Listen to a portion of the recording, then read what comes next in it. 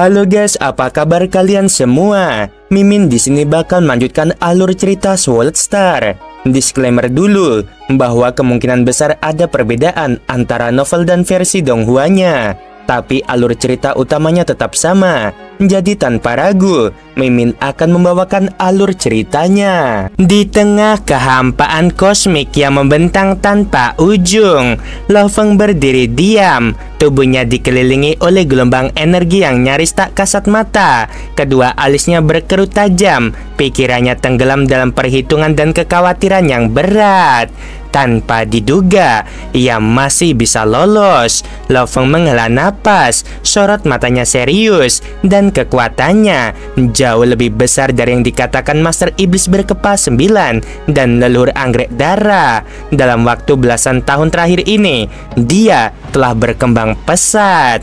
Rasa tekanan mulai menyelimuti hatinya. Binatang sektor itu, makhluk dari luar hukum realitas biasa, terus memperkuat dirinya hanya dengan melahap asal-usul alam semesta mini. Semakin lama ia dibiarkan, semakin mustahil untuk dihentikan. Tubuh binatang bertanduk emas milik Lo Feng yang digunakan dalam pertempuran tadi memang kuat, tapi ia tahu itu belum cukup. Harta terbaik seperti sayap sawo, Dewa Wuci, dan menara bintang masih berada di tubuh utamanya dan tubuh Musa. Bahkan gabungan antara rantai semesta dan dunia bersalju tak mampu menjebaknya. Teknik rahasia mata dewa milikku gagal menekan kekuatannya. Ia memejamkan mata sejenak, lalu mengangguk pelan. Tapi saat dia melesat keluar, dia terpaksa menunjukkan wujud aslinya. Itu artinya dia sudah terpojok. Lo Feng tahu tubuh asli Morosa bukanlah wujud raksasa emas yang biasa terlihat. Ia berhasil memaksanya untuk mengungkapkan jati dirinya, langkah yang akan diambil jika benar-benar terdesak.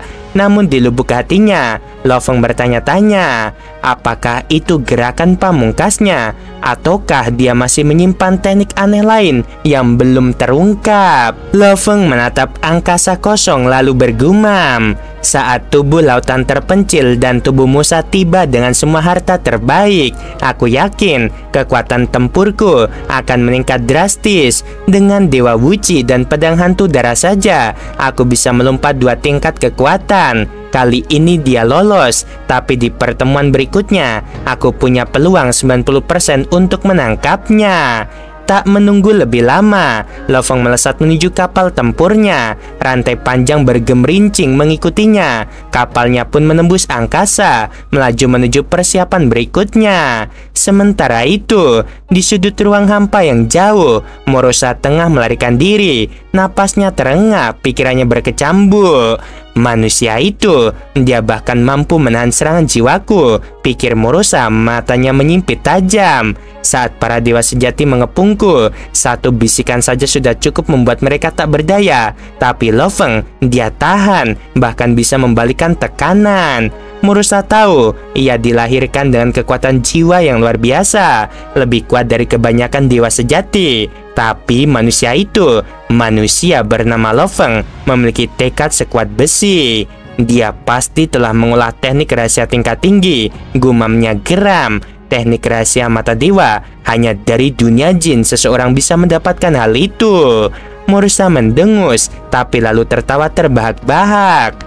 Meskipun dia lebih kuat, dia tetap tidak bisa menghabisiku. Aku masih bisa melarikan diri, dan saat aku cukup kuat nanti, siapa yang bisa menahan kekuatanku? Ia tahu Lo Feng memang musuh paling berbahaya yang pernah ia hadapi. Namun karena ia bisa lolos, rasa takut itu berubah menjadi keyakinan. Pertarungan ini hanya membuatku kehilangan kekuatan yang setara dengan 2 asal-usul alam semesta mini. Itu tidak masalah, aku hanya perlu melahap lebih banyak. Lain kali aku melihat Lo Feng, aku akan langsung menghindar. Dengan satu kilatan cahaya, Morosa menghilang, kembali ke bayangan-bayangan antariksa, siap melanjutkan perburuan dan pertumbuhannya. Di sebuah alun-alun megah yang menggantung di langit bintang alam semesta virtual, lebih dari 50 dewa sejati berkumpul. Mereka datang dari berbagai kekuatan besar, yaitu manusia, sekolah dewa leluhur, aliansi binatang luar angkasa, dan lainnya. Semuanya berdiri dalam diam menatap Lo Feng. Mereka tahu Lo Feng tengah bertarung di dunia nyata, dan seluruh semesta menunggu hasil dari pertarungan itu.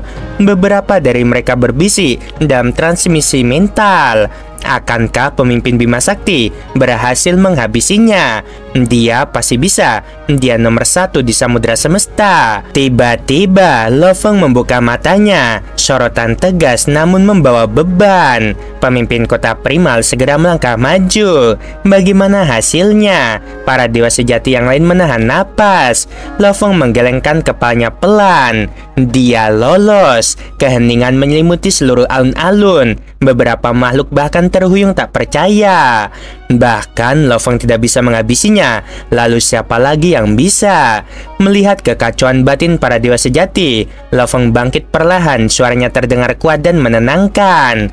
Tenanglah, kali ini aku bertarung dengan satu tubuh saja, tanpa harta utama. Tapi aku memaksanya menunjukkan bentuk aslinya.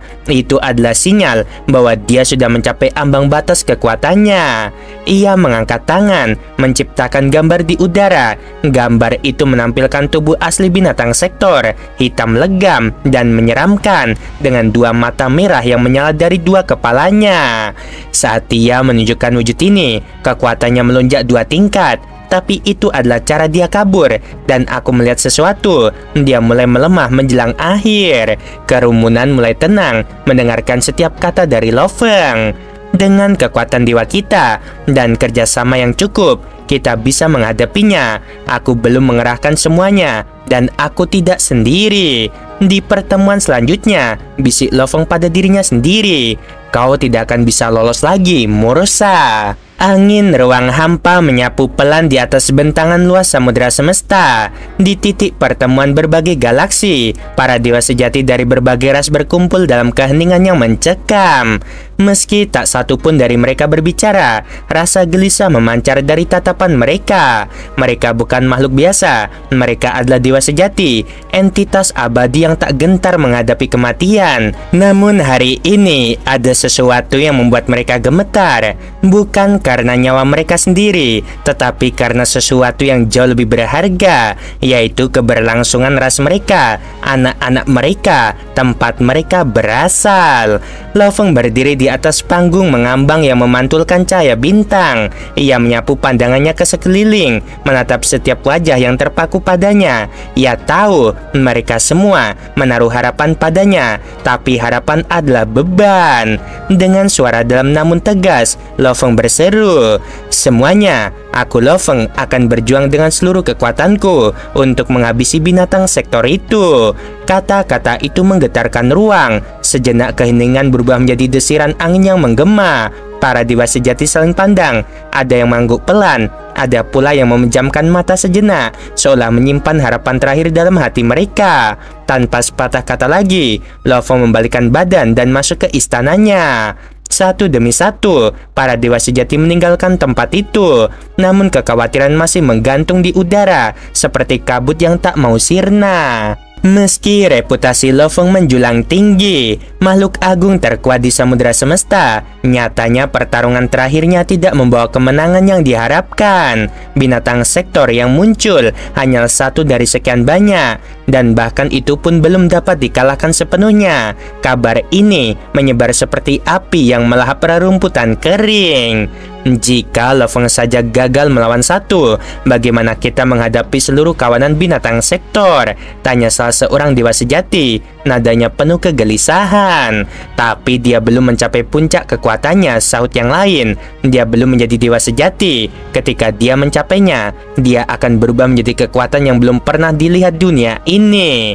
Namun, waktu tidak berpihak pada kita, ucap suara paruh dari dewa sejati ras kuno.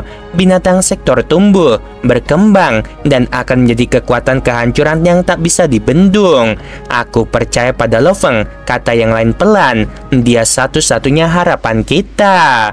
Sementara samudera semesta dicekam kecemasan, di bagian terdalam tanah suci Bima Sakti, wilayah kekuasaan manusia di alam semesta asli, terbentang lautan terpencil, lautan kekuatan dewa yang mengalir seperti arus kosmik tak berujung. Lautan itu kini telah membentang sejauh 12 tahun cahaya, batas maksimal dari pengembangan alami yang bisa dicapai.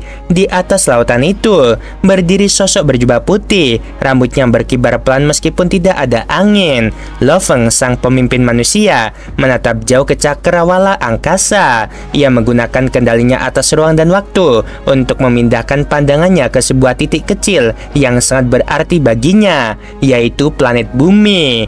Melalui pandangan itu, ia menyaksikan pemandangan yang menenangkan. Anak-anak manusia bermain di padang rumput, para remaja berlatih di dojo, dan patung-patung pahlawan yang gugur berdiri kokoh di tengah lapangan suci, disembah oleh para petarung muda. Melihat itu, hati Lo Feng bergetar. Tiba-tiba, suara familiar menggema lembut di belakangnya.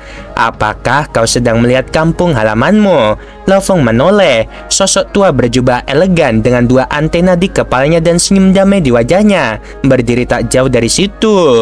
Guru, Lo Feng membungkuk hormat kepada So Sanke. Sang guru berjalan mendekat, berdiri di samping muridnya. Kamu tampak berbeda, katanya. Selalu tenang, tak pernah goyah. Namun kini, bahkan tatapanmu mengandung kekhawatiran.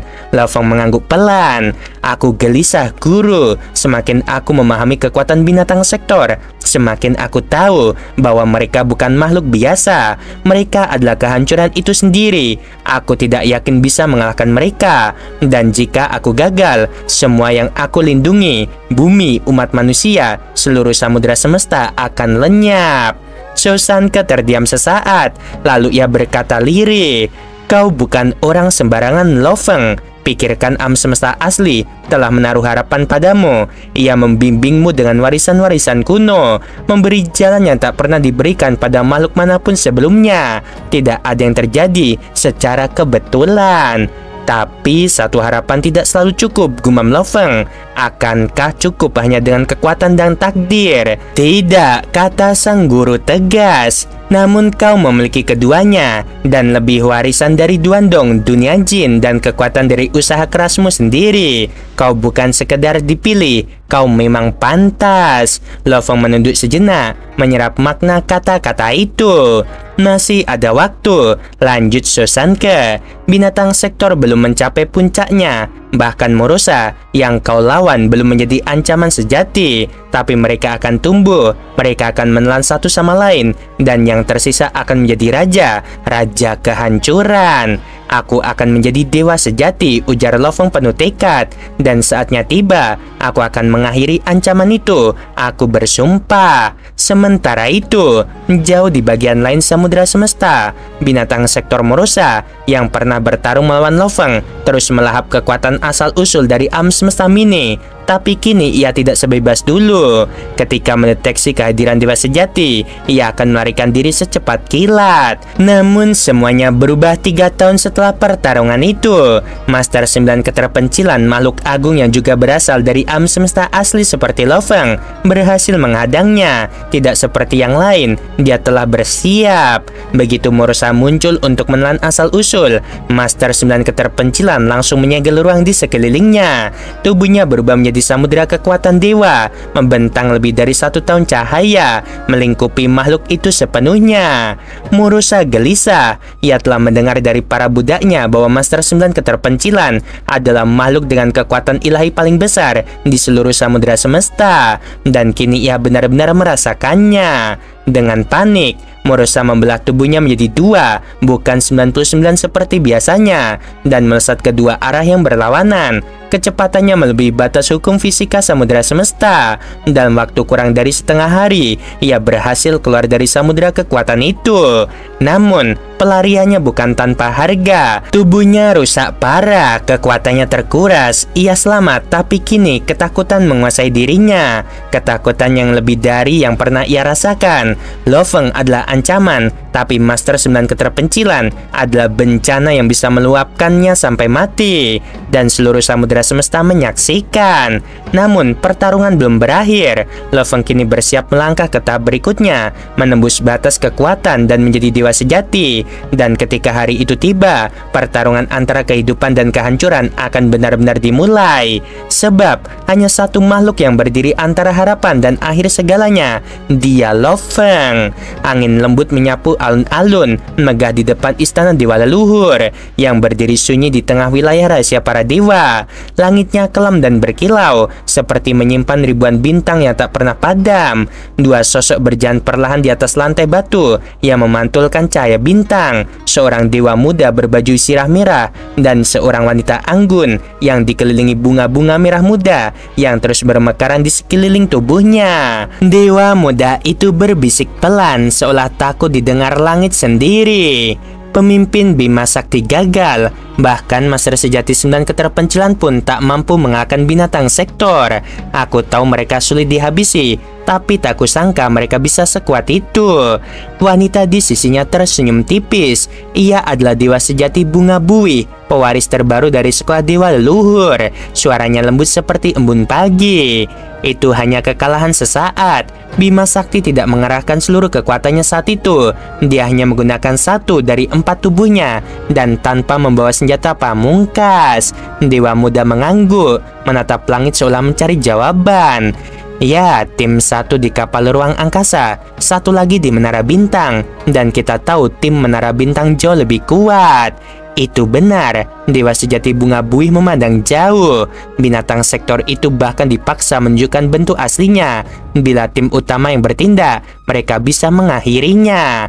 Sang dewa muda melirik padanya dengan pandangan heran.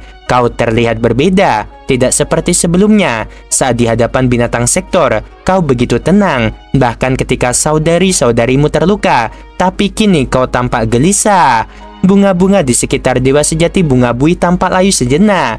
Ia terdiam, lalu menghela napas.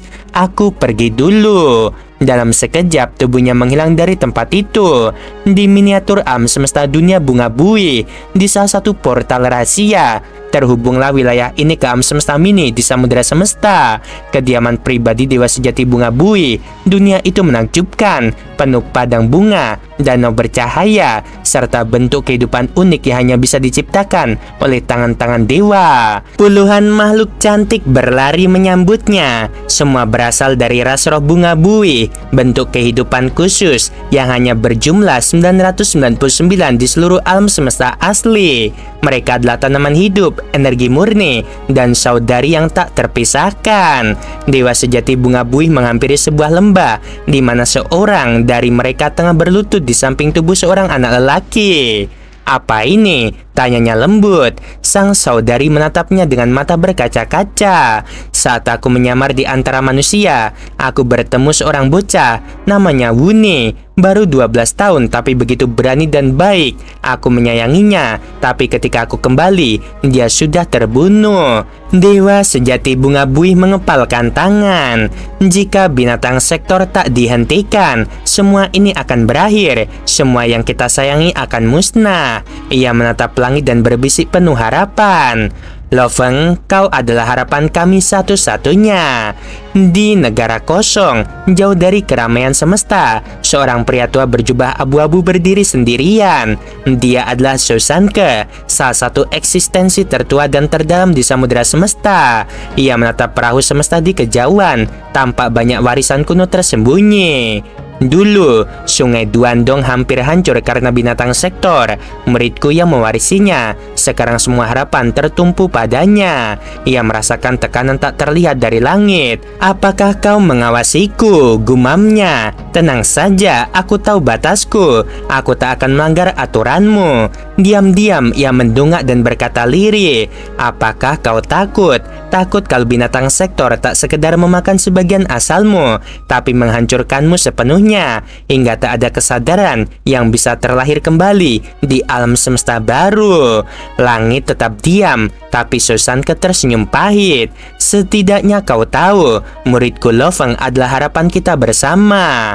3 tahun berlalu, binatang sektor Morosa muncul kembali di luar alam semesta mini dewa iblis yang mengamuk. Dengan kabut hitam yang melap segala, ia menggeram puas. Setelah terluka parah oleh Bima Sakti dan 9 keterpencilan, kekuatanku mulai pulih. Namun saat ia melahap asal muasal semesta, tiba-tiba ruang di sekeliling membeku. "Tidak, ini bahaya," serunya. Di kejauhan, sebuah kapal ruang angkasa perak melayang menembus kabut. "Kau lagi, Lo-Feng." Tubuh Morosa pecah menjadi 99 bagian, berusaha melarikan diri. Namun Lo-Feng dari kapal itu, dia berkata dan mengaktifkan teknik pamungkas, rantai semesta dan dunia salju. Langit berubah putih, rantai-rantai kosmik melingkar di angkasa, menyelimuti semua pecahan Morosa. Kecepatan mereka melambat drastis, kekuatan mereka tertahan. Morosa meraung, "Bima Sakti sialan, mengapa selalu kau?" Lo-Feng tak berniat menghabisinya sekarang, hanya melemahkannya. Strategi baru telah dibuat, menghabiskan kekuatan binatang sektor perlahan-lahan sampai tiba waktunya serangan terakhir. Dari dalam menara bintang, mata Lo-Feng bersinar tajam. Di sisinya berdiri Hong dan Fire Dome. Setelah bertahun-tahun, akhirnya tim menara bintang bertemu dengan binatang sektor. Langit samudera semesta kembali bergemuruh. Oke guys, sampai sini dulu episodenya. Nah, sekarang tim dari menara bintang ketemu dengan Morosa. Apakah menang atau tidak? Ya setidaknya kalau misalnya nggak bisa ngabisin, nyekaratin ya, biar dia nggak tumbuh lebih kuat lagi gitu kan. Ya kita tunggu aja di next episode teman-teman. Pokoknya lagi kucing-kucingan lah ya beberapa episode ke depan dengan Morosa. Sebelum video berakhir, jangan lupa like dan sungguh membagongkan. Terima kasih.